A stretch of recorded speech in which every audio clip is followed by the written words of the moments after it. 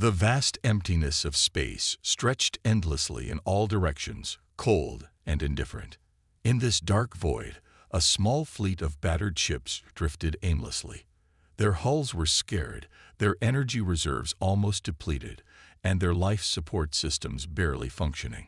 These were not warships nor traders. They were refugee vessels, filled with the last remnants of a dying civilization. The Trinari had once been a proud and advanced species. They lived in grand cities that floated above their homeworld's oceans, crafting wonders that had amazed even the oldest races in the galaxy. But now, their home was gone, their allies had betrayed them, and the universe had turned its back on them. Cyril Cathun, the leader of the refugees, stood on the bridge of the largest ship, the Carasis. He was old, his once strong body weakened by months of hunger and exhaustion. His violet eyes, once full of wisdom, now held only sadness. Around him, his crew worked in silence, too tired to speak.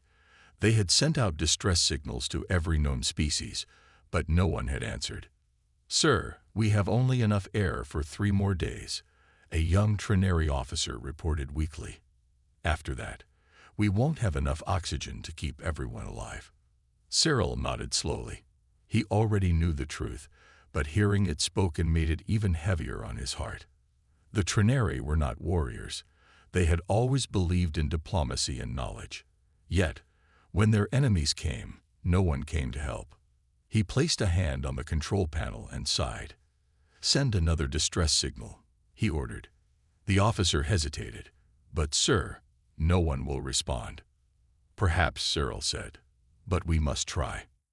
The message was simple. "We are the last of the Trinari. Our ships are failing. Our people are dying. If there is any kindness left in the stars, please help us." Once more, the signal was sent into the endless void. And once more, the Trinari waited as hope continued to slip away. A light in the darkness. Millions of kilometers away, the TSS Endeavour, a Terran patrol ship, was traveling near the outer edges of human-controlled space. Captain Elias Carter leaned back in his chair, sipping a cup of coffee. The ship had been on a routine patrol for weeks now, and so far, nothing interesting had happened. Then the distress signal appeared on the communication screen. The crew turned their heads as the message played. Lieutenant Sarah Reynolds frowned. "Another distress call. That's the 3rd one this week. Probably a pirate trap." Another officer muttered. "Happens all the time." Carter, however, remained silent. He listened to the voice in the message. It was tired, defeated. This was no trick. "Can we trace the source?" Carter asked. Reynolds nodded. "Yes, sir. It's coming from a small fleet on the edge of deep space. The ships are in terrible condition. If we don't move fast, they won't last much longer." The captain stared at the screen. Every logical part of his mind told him to ignore it. Earth's leaders had warned against getting involved in alien conflicts. Resources were limited, and the Terran Alliance had its own problems. But Carter was not the kind of man to let others suffer if he could help. "Set course," he ordered. The crew exchanged uncertain glances, but no one argued. The Endeavour changed direction and sped toward the dying fleet. A last hope. Back on the Carasis, Cyril Cathun sat in silence. The dim lights flickered, a reminder that their power supply was almost gone.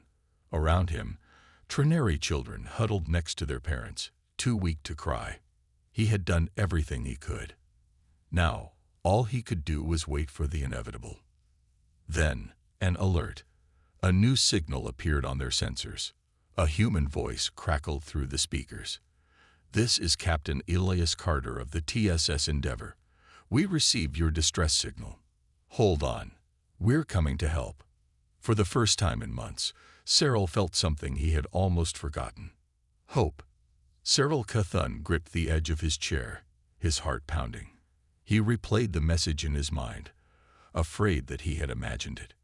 "This is Captain Elias Carter of the TSS Endeavour. We received your distress signal. Hold on. We're coming to help." The bridge of the Carasis was silent. Every Trinary officer stared at the screen in disbelief. For months, they had called for help.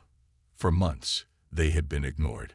And now, at their final moment, an answer had come, not from old allies, not from powerful empires, but from humans. "Sir, the signal is real," the communication officer confirmed, his voice shaking. "The ship is approaching fast. Estimated arrival in 10 minutes. Cyril inhaled deeply, trying to steady himself. "Open a channel," he said. A moment later, the screen flickered, and a human face appeared. A middle-aged man with sharp blue eyes and a firm, steady expression. He wore a dark uniform, and behind him, human officers worked at their stations. "This is Captain Elias Carter of the Endeavor," the man said. "Who am I speaking to?" Cyril straightened. "I am Cyril Cawthon, leader of the Trinary refugees." He hesitated before adding, "We did not expect anyone to answer." Carter nodded. "We almost didn't. But we're here now. What's your situation?" Cyril closed his eyes for a brief moment, feeling the weight of his people's suffering. "Our ships are failing. Life support is weak. We have lost many already, and if help had not come, we would all be gone soon." Carter's jaw tightened. "Understood. We're preparing emergency supplies, oxygen, food, medical aid. But we won't be able to help from a distance. We're going to dock with your lead ship. Permission to board." Cyril hesitated. The Trinary had been betrayed before. Other species had promised aid, only to turn their backs when it mattered most. But they had no choice. "Permission granted," he said. The arrival of hope. Minutes later, a large human shuttle emerged from the Endeavor and approached the Carasis.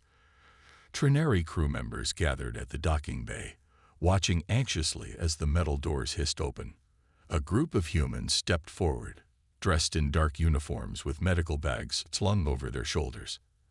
At the front was Captain Carter. The air was thick with silence as the two species stood face to face.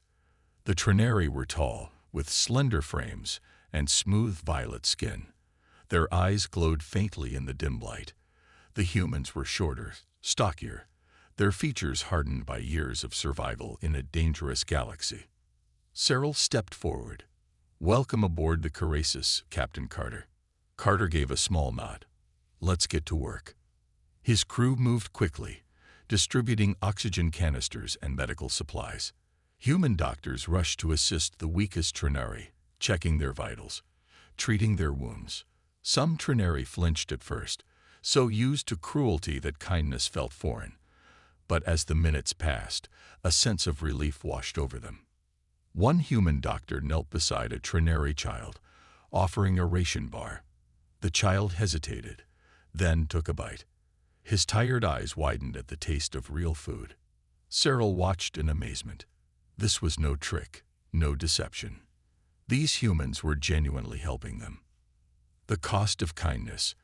As the aid continued, Carter and Cyril walked through the ship, surveying the damage.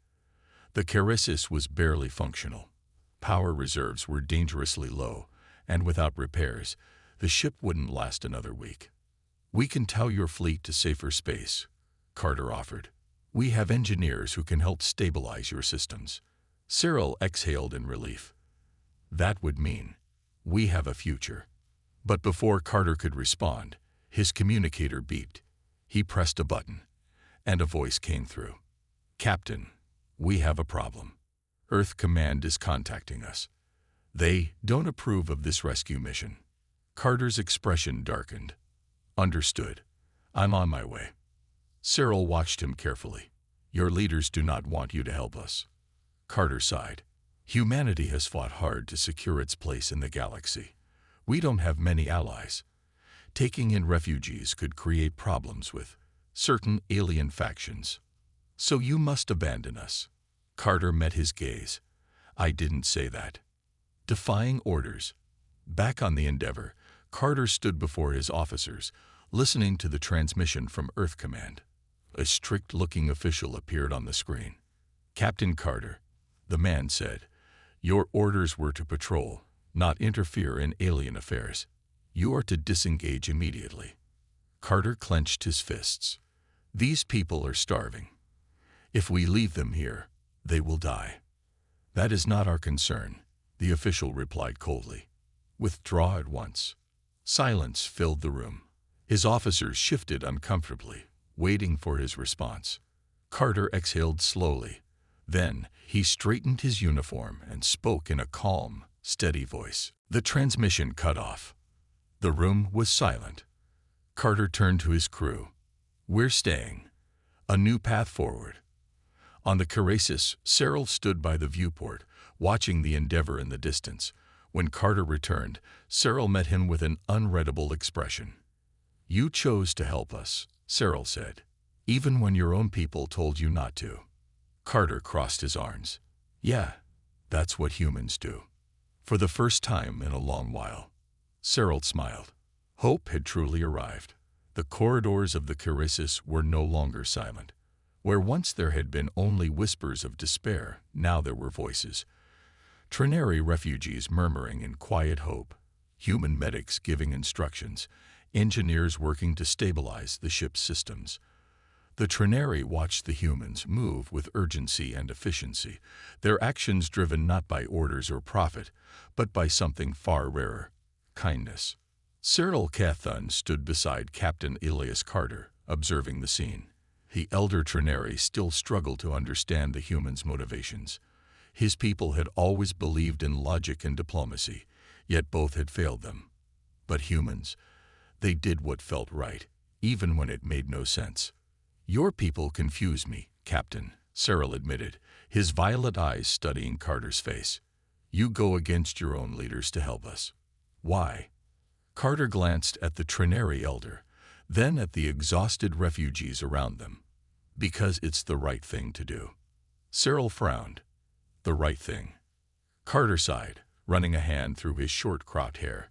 Back on Earth, we have a saying. We don't abandon those in need. If we turn away now, what does that make us? Cyril nodded slowly. In this galaxy, it makes you different. The weight of gratitude. As the hours passed, the situation aboard the Carasis improved. Human engineers patched up failing systems, and medical officers distributed more aid. The refugees began to recover, their strength slowly returning.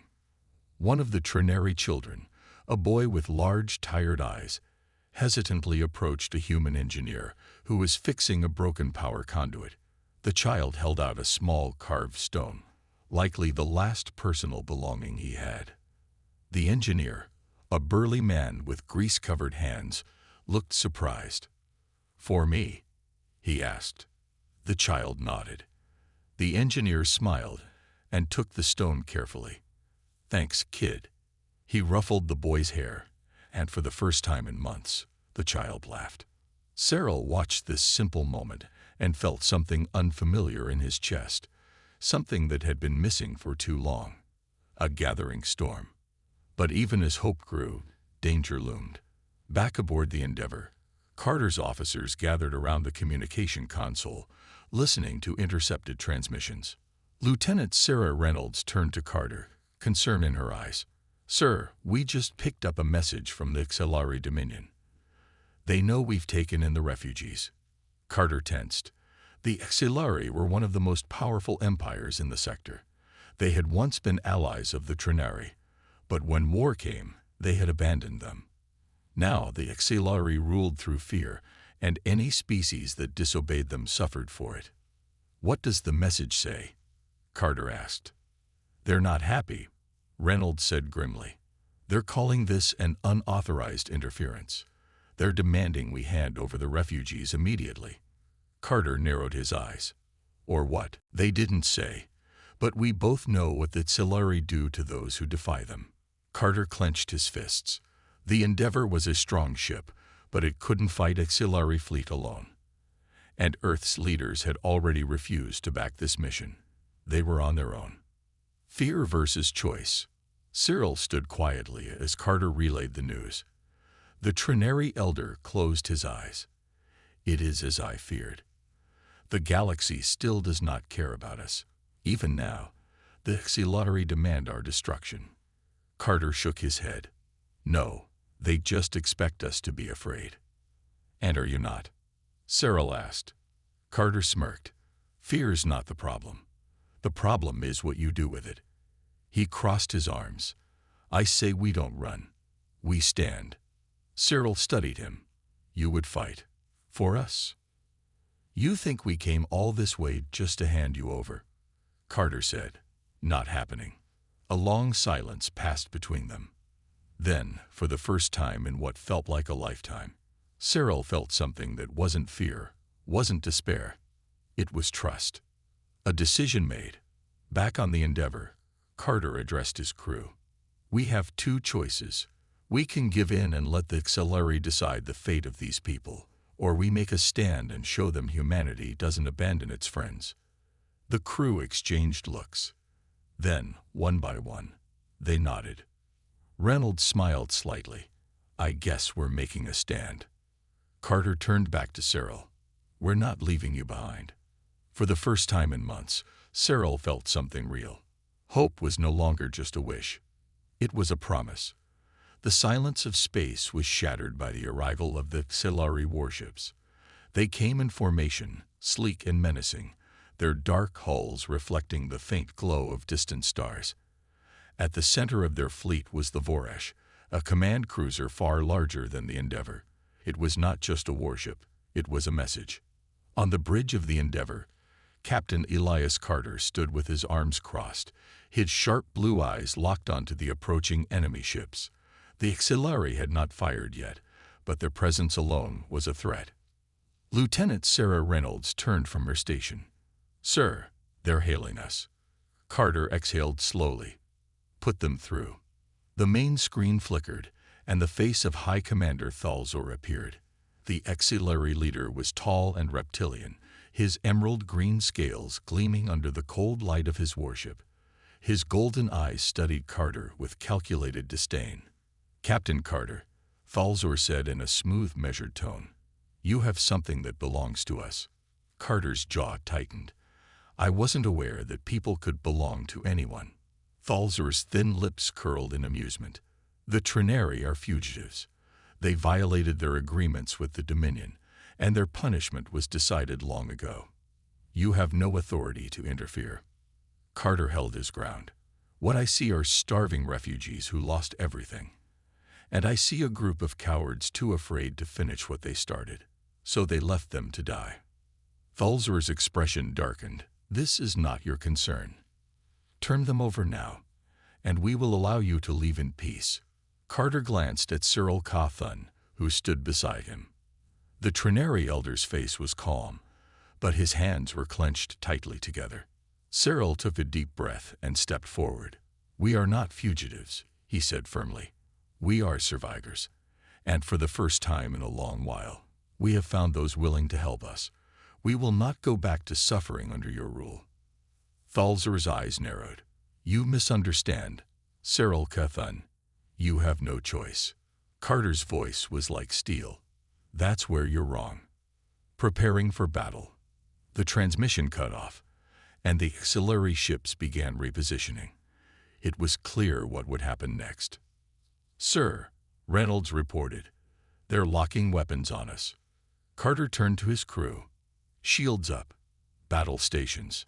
The bridge came alive with activity. Officers moved quickly, activating defenses, preparing for what was coming. They were outnumbered, outgunned, but Carter wasn't about to back down. Cyril watched, his mind racing. Captain, your ship is strong, but you cannot face them alone. Carter smirked. We're not alone. He opened a channel to the Trinari fleet. This is Captain Carter. We're about to get into a fight. Your ships might be damaged, but I need every pilot who can still fly to get ready. If you can move, you can help. For a moment, there was silence. The Trinari were not warriors. They had never been. But something had changed in them. One by one, voices answered. This is Pilot Renner. My fighter still works. I'll fight. I can still control the defense turrets. I'll cover you. For the first time in my life, I refuse to run. Carter's smile widened. That's what I like to hear. The first strike. The Xilari struck first. Blue energy beams lanced through the void, hammering against the Endeavor's shields. The ship trembled, but held. Return fire, Carter commanded. The Endeavor's railguns roared to life, sending slugs of metal toward the enemy. Explosions rippled across one of the smaller Xilari ships, forcing it to retreat. Meanwhile, the Trinary pilots, once desperate survivors, now weaved between enemy ships, dodging attacks and returning fire. Their vessels were old and worn, but they fought with a determination they had never felt before. Cyril watched the battle unfold. His people, once broken, once abandoned, were standing their ground. For the first time in history, the Trinary were fighting back. A dangerous gamble, but the Xilari were still stronger. The Vorash loomed ahead, charging its primary weapon. If it fired, the Endeavor would not survive. Carter knew they had only one chance. Reynolds, he called. Divert all remaining power to the main cannons. I want everything we've got focused on that cruiser. Reynolds hesitated. Captain, if we do that, we'll lose shields. Carter's eyes burned with determination. Then we better make this shot count. The order was given. The Endeavor's main railguns powered up, glowing with energy. The ship's shields flickered and died as all power was rerouted to the weapons. The Xilari commander saw what was happening and gave the order to fire. At that moment, the Endeavor unleashed its full firepower. Two massive slugs of tungsten ripped through space at incredible speeds. The Xilari ship fired its own weapon at the same time. For a brief, terrifying moment, silence reigned. Then, the Vorash's hull erupted in a brilliant explosion. The enemy ship was torn apart, its debris scattering into the void. The Xilari fleet hesitated. Their flagship was gone. Their commander was gone. And the humans, they were still standing. One by one, the remaining Xilari ships turned and fled. Victory and aftermath. The battlefield was quiet once more. The damaged but victorious fleet of humans and Trinary drifted together in the endless dark. On the bridge of the Endeavor, Carter exhaled and leaned back. Well, he muttered, that was fun. Cyril turned to him, his expression unreadable. Then slowly he bowed. You have done what no one else would. You saved us. Carter chuckled. I told you, we don't abandon people. For the first time, in a long, long while, Cyril believed it. Hope was no longer a fragile dream. It was a reality. The battlefield had fallen silent. The wreckage of the Xilari warships drifted through the void, remnants of a battle that should have ended in the Trinary's destruction. But against all odds, they had survived. The humans had fought for them, something no other species had ever done. On the bridge of the Endeavor, Captain Elias Carter let out a slow breath. His ship was damaged, shields barely functioning, but they were alive. And more importantly, so were the Trinary. Lieutenant Sarah Reynolds checked the sensors. Sir, the remaining Xilari ships have retreated. No signs of reinforcements. Carter nodded. Good, but they'll be back. Cyril Cethun stood beside him, his eyes reflecting a mixture of relief and uncertainty. His people had won their first battle, but victory alone wouldn't be enough. We cannot stay here, Cyril said. If the Xilari return with a full fleet, neither of us will survive. Carter rubbed his chin. He knew Cyril was right. The Endeavor had taken too much damage to fight another battle, and the Trinary were still weak. Agreed, Carter said. We need a plan, a real one, a desperate escape. The Trinary ships, though repaired enough to function, were still in no condition for long travel. The Endeavor had enough supplies for a short journey, but they couldn't run forever. We need a safe place, Cyril said. Somewhere the Xilari won't follow. Carter frowned. The Xilari ruled over a vast region of space, and most nearby systems were under their control. But then he remembered something. An old station, abandoned for decades. There's a place, Carter said. A decommissioned human outpost on the edge of the sector. No one goes there anymore. It's off the charts, hidden from most star maps. Cyril's brow furrowed. Will it be safe? Carter gave a small smile. It's not perfect, but it's better than waiting here to be hunted down. With no better options, the decision was made. The Endeavor and the Trinary fleet prepared for departure. The humans worked alongside the refugees, fixing what they could, distributing rations, and helping the Trinary prepare for the long journey. Despite the exhaustion, there was something different in the air now, something that had not been there before. Hope, an unspoken gratitude. As they worked, a small Trinary girl approached one of the human engineers, the same one she had gifted a stone to earlier. She held out her hands, this time offering a small hand-woven bracelet. The engineer knelt down. For me. The girl nodded shyly. With a warm smile, the man took it, slipping it over his wrist. I'll wear it with pride.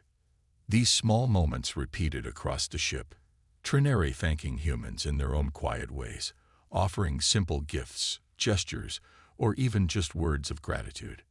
Cyril watched it all, feeling something deep in his chest. His people had been abandoned by the galaxy, but here, among humans, they were not alone. Carter approached him. Your people are strong, he said. Stronger than they think. Cyril nodded. They have never had a reason to fight before. You gave them that. Carter smirked. We just reminded them they had something worth fighting for. A race against time. With final preparations complete, the fleet made the jump to their destination. The journey was tense. Every moment, they feared Silari pursuit. Scanners swept for any signs of enemy ships, but the void remained quiet. Still, the tension never faded. After hours of travel, the outpost finally came into view. It was an old station, orbiting a lifeless moon, its metal surface scarred by time and neglect. Once, it had been a research station, but after funding was cut, it had been abandoned. Now, it would become something else. A sanctuary. The Endeavor and the Trinary ships docked carefully. The station was still functional, though it needed repairs. It wasn't a home, not yet, but it was a place to rest, to heal, to rebuild. A future uncertain. As the refugees settled in, Carter stood at the station's main control room, looking out into space. Cyril joined him. We made it, the elder said. Carter exhaled. For now. Cyril folded his hands together. The Xilari will come again. Carter nodded. Yes, and when they do, we'll be ready. Cyril studied the human captain, then smiled slightly. You truly believe that? Carter smirked. You saw what happened back there.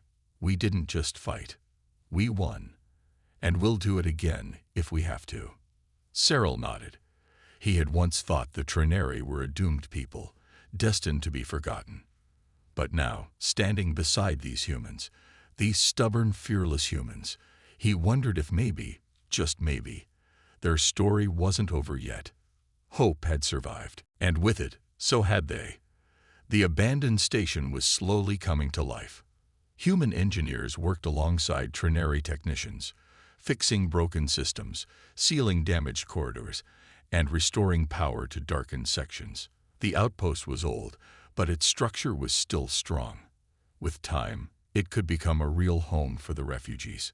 Cyril Kethun stood at the central control hub, watching as his people moved with a sense of purpose. For the first time in years, they weren't running. They weren't hiding. They were building something. Captain Elias Carter entered, his boots echoing against the metal floor. How's it looking? Cyril turned to him. Better than I expected. Your people work fast. Carter smirked. We don't like wasting time. Cyril nodded. He had come to admire the humans' efficiency, but more than that, he admired their spirit. They did not give up, no matter how bad things looked. That spirit had saved his people, and now it was giving them a future. But deep inside, Cyril knew their peace wouldn't last. A troubling discovery. Lieutenant Sarah Reynolds entered, her face tense. "Captain, we have a problem." Carter raised an eyebrow. "What kind of problem?" Reynolds placed a small device on the table. It was damaged, its casing cracked, but its purpose was clear. "A tracking beacon," she said grimly. Carter's expression darkened. "Where did you find it?" "One of the Trinary ships. It was hidden deep in the engine systems. Took our engineers a while to notice." Cyril's heart sank. "That means the auxiliary know where we are." Carter clenched his jaw. "And they're coming. Preparing for war." The room fell into silence. Finally, Cyril straightened. "We need to leave." Carter shook his head. "No. If we run now, they'll chase us, and we don't have the resources to keep running." Cyril hesitated. "Then what do we do?" Carter looked at Reynolds. "How long until they get here?" Reynolds checked her datapad. "Based on when the beacon was activated, we have less than a day." Carter nodded. "Then we make our stand." Cyril frowned. "Captain, my people are not warriors." Carter placed a hand on his shoulder. "They don't have to be. We'll handle the fight, but we'll need their help." Cyril took a deep breath. "Then tell us what to do." The calm before the storm. Preparations began immediately. The humans reinforced the station's defenses, setting up turrets and barricades at key entry points. The Trinary, though not trained for battle, worked hard, repairing broken systems, moving supplies, and assisting however they could. For the first time, they were not just waiting for doom to come, they were preparing to fight back. In one of the station's corridors, a young Trinary named Renner approached a human soldier. "Can you teach me?" he asked hesitantly. The soldier, a woman named Private Lee, studied him. "You ever fired a weapon before?" Renner shook his head. Lee handed him a small training rifle. "Then let's start." Similar moments played out across the station. The Trinary were afraid, but they no longer wanted to be helpless. And the humans? They had no intention of letting their new allies fall without a fight. The enemy arrives. Hours later, the sensors blared. "Incoming ships," Reynolds reported. "It's the auxiliary fleet." On the main screen, the enemy vessels came into view, sleek, deadly, and numerous. The auxiliary had brought more than before, enough to wipe out the station with ease. Cyril swallowed hard. "Can we hold them off?" Carter's eyes hardened. "We don't have a choice." The auxiliary hailed them. The face of a new commander appeared, tall, cold, and without mercy. "Humans," the commander sneered. "You have made a grave mistake. Surrender the Trinary, and we may let you live." Carter folded his arms. "Not happening." The auxiliary's eyes narrowed. "Then you will die with them." The transmission cut off. The enemy ships moved into attack formation. Carter turned to his crew. "This is it, people. We stand together. We fight together." Reynolds nodded. "And we win together." The alarms blared. The battle had begun. The first shot. The auxiliary fired first, their energy cannons lighting up the void. The Endeavor, still docked with the station, returned fire. Railguns thundered, tearing into the enemy ships. The station's newly repaired turrets came to life, sending volleys of plasma at the attackers. The auxiliary were relentless, hammering the station's defenses. Explosions shook the walls. The Trinary inside braced themselves, fear in their eyes. But they did not run. In one of the station's corridors, Renner clutched his rifle as Lee crouched beside him. "Remember what I taught you," she said. "Breathe. Aim. Fire." Renner swallowed his fear. The enemy was coming. He had to be ready. Hope burns bright. Despite their numbers, the auxiliary had not expected such fierce resistance. The humans fought with unmatched determination, and the Trinary, once helpless refugees, now stood beside them. Cyril watched the battle unfold. He had spent his life believing his people were weak. But now, seeing them fight back, seeing them refuse to bow to their oppressors, He realized the truth. They had never been weak. They had only been afraid. And now, thanks to the humans, that fear was gone. As the battle raged on, a thought entered his mind. Perhaps the Trinari were not just survivors. Perhaps they were something more. Something stronger. Something unstoppable. The fight was not over. But for the first time, Cyril believed they could win. And that belief was worth more than any weapon. The battle raged on. The Xilari warships fired relentlessly, their weapons scorching the hull of the station. The Endeavor fought back with everything it had, its railguns and missiles tearing through enemy ranks. But the Xilari were strong, their numbers overwhelming. Inside the station, explosions shook the walls. Emergency lights flickered as the Trinari and human defenders held their ground. In the corridors, barricades had been set up, where Trinari, once helpless refugees, now stood shoulder to shoulder with their human allies. Renner took a deep breath, gripping his rifle tightly. Lee crouched beside him, scanning the hallway ahead.